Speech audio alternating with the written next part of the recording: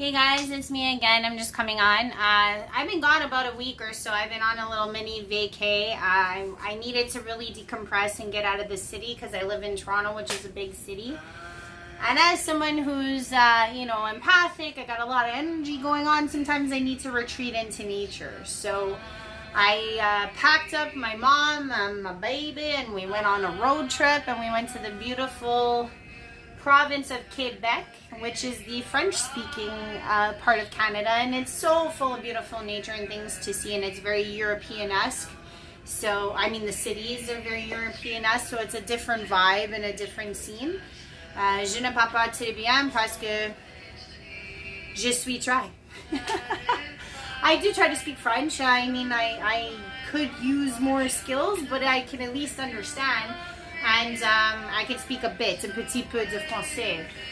So you make it work, right? And it was just a nice decompressing time, but a big, something I noticed while I was on the trip kept reoccurring, and that's what I wanted to talk about. What I'm going to be talking about today is if you are a light worker, if you are an empath, if you are a chosen, if you are someone walking a different beaten path, you're going to find these 4 situations that happen a lot. And how do you deal with them? How do you notice that they occur? What do you do in the situations when they do occur? And that's what I'm going to be talking about for the first part of the video. And then the second part of the video is going to be more for people. I did channel some information while I was gone because I, as someone, like I said, I had my eye on the first time I was on years and years and years ago. And now that I'm just channeling with a mind's eye and, ears and throat on, it's a little different in the way I perceive things, but I still have these burning questions about angels and aliens. So I channeled a lot while I was gone about that, so I'm going to talk about it, and I'm going to show you a picture of what Dad or Father God showed me about this, and I'm going to try my best to express what I got, because I thought it was hella cool and hella understandable. But me being a human, I have to try my best to express it to you guys. So that's what I'm going to try to do. So without further ado, what the 4 S's are that I'm talking about today is why someone on this path may be challenged by these 4 things. I'm just going to post them up. Selflessness, suffering, solitude, and also sacrifice. Okay? A lot of people say to themselves, why, if you're on this path, on a godly path, or why would you even be in this world to endure with those 4 things? And the thing is that a lot of us, as we break free from ego and as we take on our mission, so to speak, we really do get faced with those 4 elements all the time. Selflessness. You realize that your ego starts to take a back seat because you're starting to give more of yourself. Now, this isn't to say that you're giving more of yourself because you have low self-esteem and you're being conned into situations. That's not the type of selflessness I'm talking about. I'm talking about how you put yourself on a backseat in terms of ego, in the sense that if the actions you're taking are not of a bigger, grander scheme that help more people and only serve you, most likely you're not being selfless. And if you are claiming to be selfless, like let's say, for example, people go on the internet and make videos about charity or giving away things, and yes, okay, you are doing that, but at the same time, you're really doing this. That's the ego part. You want to pat yourself, oh, I'm a good person. Realistically, if you took out that element of ego, would you still be doing it? Are you selfless? So a lot of us on this path, we tend to be selfless, just by nature. We don't care about the egoic reasoning. We just do it because it's the right thing to do. We do it because that's what we're called to do. The second one, like I was saying, suffer. Why I use that word suffer is because a lot of us in this 3D existence, could be 4D, moving into 5D. But I'm just saying, the release of the id and the ego is something that is a big challenge. It just depends on how immersed in 3D you were, and it also depends on how easily you adapt. For some people, the suffering comes from that. Because the thing is that as you let go of the ego, think about all the people right now that are all Bible thumpers, and then they're meeting aliens, and they're like, what do I do with this? You know what I'm saying? It's like, for some of us, we're like, oh yeah, aliens, I get that. All beings. Like, even though I talk about revelations all the time, like I said, it's a tool. I've read many a book, and it's not just the Bible. But I do think the Bible's a good tool, like I've said in the past. But imagine these people that are like religiously stuck on the Bible, and as they're being turned on this accelerated rate and existence, and they're like, whoa, I'm actually channeling and dreaming about different existences, different beings. That is also an ego trip, okay? So in the sense, too, you are suffering because you're like, wow, I have to open my mind to things that I have never allowed my mind to think my entire 3D existence. So that's why when some people say like, oh, the ego, it's always a dark-sided thing. No, it's not. The ego can be a light-sided thing. It's just that the ego is also based in a representative reality of self. So sometimes ego can be like a feeling that we're an existent entity on both sides. And I'm just giving you that example. So sometimes, like I said, that Bible thumper, the person who just religiously reads their Bible, when their mind gets blown and they have to expand to this idea, they suffer because they're like, wow, now my church friends won't understand me, and oh, now like my mom and dad won't get me, because now you got to branch out of that thinking and that way of being in a 3D sense. So I'm just giving you a relatable, understandable example wherein it's not just dark side based. Okay. The other one, solitude. Most of you know what that's about, because if you are on one of these paths, most likely you are very, very hermetic. I am one of the most social people I have ever met in my life. I remember I couldn't even stay home if you paid me, because I always needed to be out chatting and talking. And see, even now on YouTube, like, imagine me out there. Like, I was always out there and meeting people and getting to know people. But in these last years, I've been very home, very to myself. Not so much guarded, but yes, in a sense, I am guarding my energy. I'm making sure that where I put my energy is what's most useful for the all. And that means I'm not just going out and wasting my energy and wasting my breath just out there for the sake of doing it. So I realize that if you are on one of these paths, you're probably very solid into yourself. And I feel like that's also a way to preserve your energy and to use your time most effectively. Because if you're just at home a lot by yourself, like, I mean, I have a TV, it's not hooked up to anything, but if you're spending all your time alone at home watching TV, then that's not really useful either. You're better off being out there. But if you're somebody who's at home and you're like planning and you're making moves and you're trying to do what you can in a more beneficial way to the rest of the universe, then I would say yes, the hermetic solitude does help, and that's why most of us do fall into that. Plus, we're not really well understood by the masses, and that might be another reason. The last one, sacrifice. And what I mean by the word sacrifice, I'm not saying like, oh, you got to give your last penny to the cause. But what I am saying is, like, back to the whole solitude thing, you do end up sacrificing time and effort that you would have originally put into yourself, in this sense of an egoic 3D sense of self, the egoic self of you versus the eternal you that I keep talking about.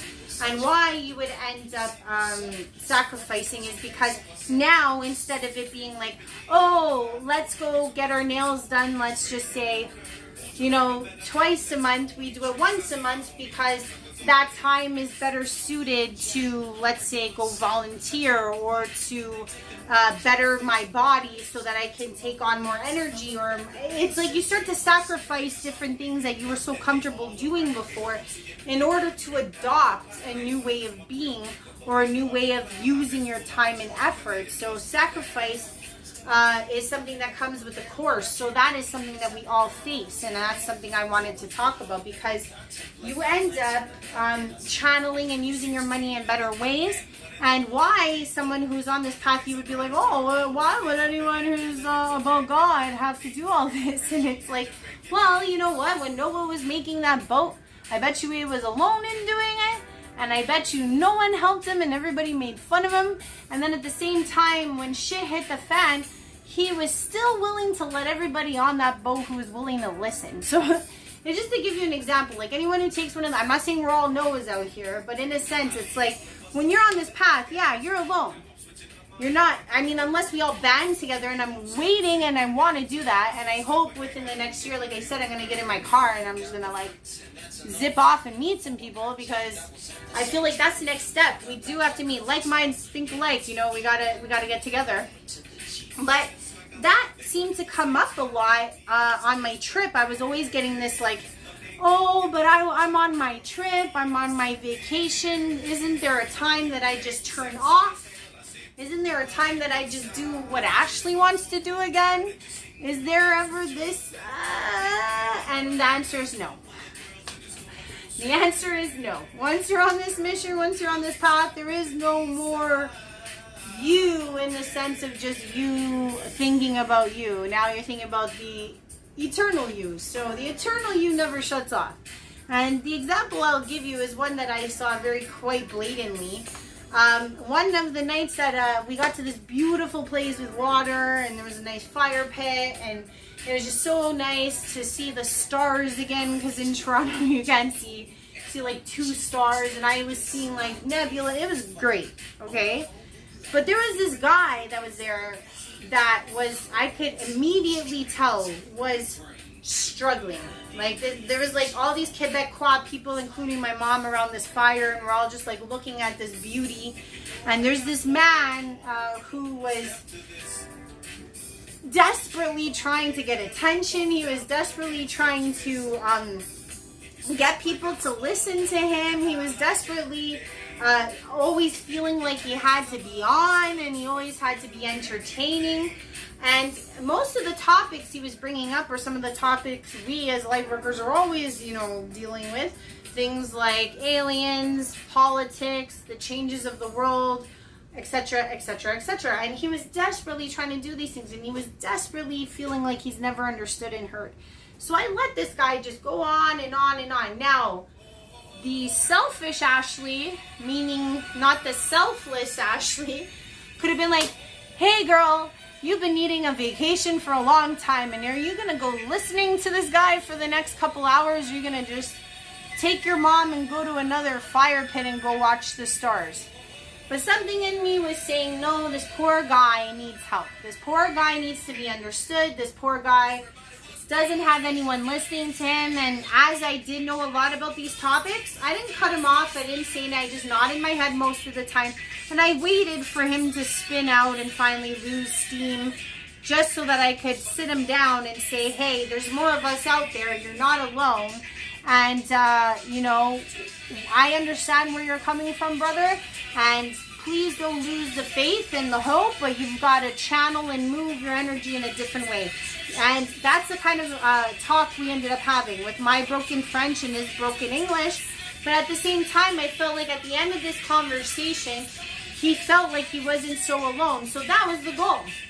So when you let go and let God, you tend to end up on these 4 paths that I brought up earlier.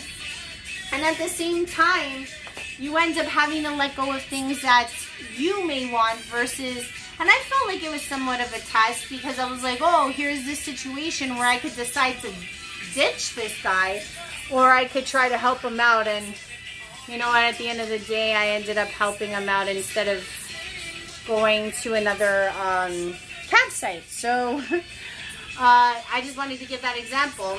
Now, the channeling that I did, that's a whole other ballgame, and I see that this is quite long. But hopefully, if you're not interested in learning about the angels and the aliens dynamic that I learned about, then shut it off. If you do like what I'm saying, please like, please share, please subscribe. But the next part of this is going to be about what I channeled.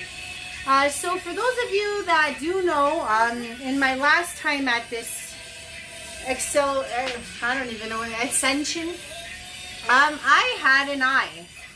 And what I mean is, like, I had my third eye on, and that does allow me to do, or did allow me to do a lot more than I used to. I mean, it's different now because it's like it's like, I'll give you an example.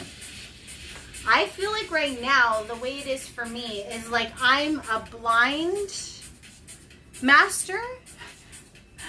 Because before, like I said, I was very young, and when I had my eye on, I just wasn't asking the right questions. I wasn't really taking it seriously.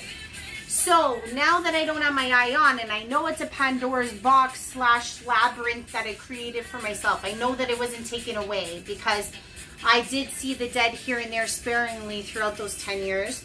But then at the same time, it's like, it's not like how it used to be where I could see everything all the time. It's not like that at all. So I know there's something blocking me. But now the difference is that I'm always channeling and I'm always talking, and I do see with my mind's eye that is a little different than a third eye, because a third eye is like I could see here. I did end up always wanting to understand something, and this is what Dad told me, you know, Father God, I call him Dad, and there's Mom. But I'm going to put the picture up of what I got, or show you guys, because I did it on my board, and you know how good of a drawer I am, but it was the picture that I was shown. It was beautiful, but I wish I could have drawn it the way I saw it. But the thing was that I've always had this burning question. When I had my eye on the last time, once I would go astral, I could travel like this. I could go to that part of the world, I could go to this part of the world, I could go to another planet, I could go to the moon, I could go wherever. Wherever I wanted to go, it was all in my mind, it was all in thought, and I could go. Now that I'm channeling, I noticed that some beings that should have this ability are on ships, and it's confusing. Because I'm like, why do angels need to be on a ship? If they can teleport in an energy body, they could go anywhere. And that was the actual answer I got, was like, if you are in a different density and you are using a body, you need to be on ship. And I did not know that, because in my understanding, like, and it makes sense, because like in an incarnated body, like I gotta get into a car or a plane to go anywhere. But if I go into my energy body, I could go anywhere. So I imagine that when angels, because that was the thing I couldn't understand. I was like, angels can do it, but I guess when they're in body, they cannot. However, I know this firsthand, and this is why I had to ask this question, because it was such a burning question. I know that 3 times in my life, I've seen angels come into physical for helping someone out. Not just me, I've seen this in other people, where they like either save someone or they come to give a message, whatever the case. They can come in human form temporarily and then they just book it. Now, the reason why I think they're capable of doing that is because also when I did on my ion back in the day, and others would come from the other side, meaning your dead loved ones coming from heaven. Heaven was right here in the same space. Now, ghosts, for that matter, were in the same space, but ghosts were sharing the same space with us, if that makes sense. Like a ghost could be presently beside me, let's say, and the thing is that they need to go to the other side. So the other side is meaning like they're still in 3D with us. They're either in a time loop or they're actively unaware that they're dead. Like they probably still think that they're alive, and that's why they see everything. They don't see the same time. They don't see the same place. So realistically, I started really asking. I was like, okay, Dad, like, what is up with why some beings need ships and other beings can teleport, and why other beings can just like, you know, do this? And it made me think of that. Like heaven and hell are right here. Same density, but right here in the same space, right? And it's more of a filament thing. It's more of a film. It's like a lens that you can't see, because when they were coming from the other side, I could see them and they're in the same space. So the thing is that I started to see was like, okay, so if an angel does decide to go into a body, not just on this planet, but on a planet or a space sector that is a density that does involve a body, then angels have to go on ship. However, if they do go into their astral body, then they don't need a ship. What I was given was this beautiful picture of this tree. God was showing me this tree, which was like this enormous tree in the expanse of space. Not just a galaxy, I mean like the middle of it all. And then there was this massive wheel. So these little spokes or sections of the wheel were what we would call like quadrants or galaxies within a like a quadrant of this wheel. So the thing I was seeing was like there was this massive wheel spinning around this huge etheric tree. And what I was being shown was there is these watchers that watch a quadrant. And then, mind you, there's watchers that watch the watchers. And then there's watchers for sections of a galaxy. And then there's watchers for a planet. So it was like God was showing me like there's this well-oiled machine that's taking place here, and not just on Earth. And if you really want to think about it, Earth itself is is a ship. Like most of what I saw in all the downloads was that a lot of this is organic based. There is, like a lot of aliens from what I've been channeling and getting to know are simplistically from a human genetic genome. So even if they're aviatic, reptilic, or felinic, or any variants, they do still share a genome with us. So there's this idea that a massive creator, which is our Mother, Father, God,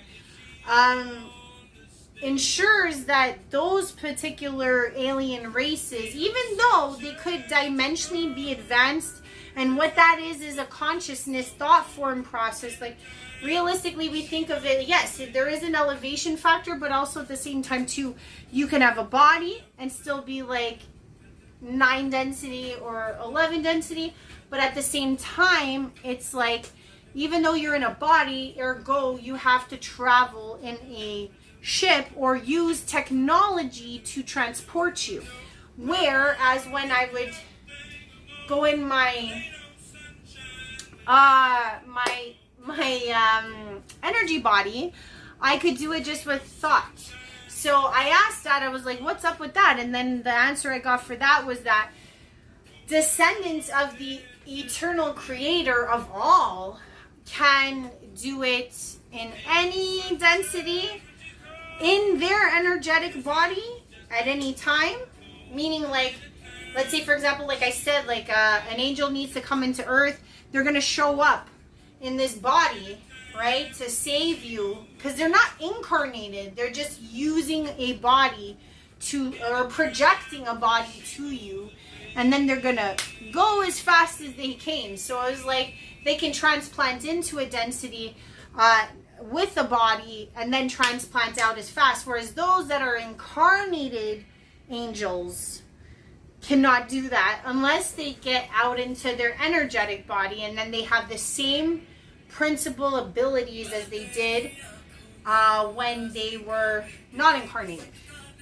I hope I haven't lost all of you, but this beautiful wheel that I was shown was that realistically there's a lot more organicness to this, like ergo, like I explained with the Earth being a ship on its own, an organic ship. Even though we're cylindrically moving, we're still moving in space. So if you really want to think about it, all these planets are ships. But then also at the same time, we are realizing, or at least I'm trying to profess this idea, that the eternal Father, Mother, God also has, as time has evolved, if you think about, I'm trying to explain this in the best way I can, because it's like, it's so hard. When you have eternity, okay, and what eternity is like, it's not quantifiable. Like when you're existing in this eternal glow of beauty, of golden etheric existence, there is no sense of time or space. And then the thing is that once you go back into these parameters of time and space, that's how things become tangible or material. At the same time too, it's like why I felt like that was such a pertinent question is because as I channel and get to know these different alien races, some being so much older than others, there's also this idea of like how some of these beings, these older races of aliens, are also qualified as creator beings, but not to take away from the eternal Father God complex that I'm speaking of, that the angels reign from. The angels, I guess, in a sense, would be the direct descendants of the ultimate creator, which is our Father, Mother, God. But there are creator beings of more novice, younger alien species. And you have to understand, when I mean younger, I mean millions versus the older alien species, which are billions. There is this understanding that even those creator beings are still part of the all. So it's like, you know, you've got one tree or you've got a forest. You know what I'm saying? It's like they can go macro and micro all at the same time. So I'm going to post that picture, like I said, within this. But realistically, that's why you see angels that are on ship, because they have decided to take on a body form within that density that they're choosing to oversee, or like that their soul evolution is at that time. And then at the same time, too, another topic that I was channeling and downloading while I was on my trip was also this idea of like, why is there still war, and why is there still these things once your consciousness has elevated past a certain point? And I'll talk about it in the next video, because that blew my mind. Because I was like, really? I'm like, wouldn't you think that after a certain level of consciousness, war would be, you know, extinguished or wiped out? But it's not. There's wars going on in our astral existence all the time. So that's for the next one. But this is what I was talking about this time, and I wanted to explain those 4 S's and where and why aliens and angels need ships. Most of them are organic entity ships, much like Earth as a planet. But then also at the same time too, I have a higher that is not only just an alien, but an alien that is just only several years ahead of me. So the only reason they're higher is because their perception is just in terms of time. So there's that too. Not that anybody is going to understand my train of thought, but I have to put this stuff out there because there might be some people that do and have these questions as well. So that's what I was shown. That's why angels need ships. And that's the end of that. I love you all. Like, share, subscribe, add me, do whatever you got to do. Ask me some questions. Hey, I'm all about the questions. So, at least this time. I wish I had asked a slew of questions the last time. I was just all like young and scared and lost. And this time I'm like, yo, like, give me back my eye. Let me do what I used to do, because I'm getting to the point where I got so many questions going on in this head. And thank you guys for like being there with me, because that's what this is all about. Like, you guys are my family, and I love you all. Okay, bye.